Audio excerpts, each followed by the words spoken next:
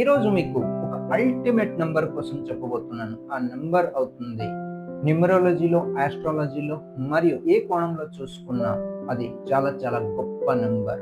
మరి ఆ నంబర్ తెలుసుకునే ముందు మన ఛానల్ని సబ్స్క్రైబ్ చేసుకోండి, ఫాలో చేయండి, లైక్ చేయండి, షేర్ చేయడం మాత్రం మర్చిపోవద్దు. మరి ఆ నంబర్ అవుతుంది నంబర్ 5.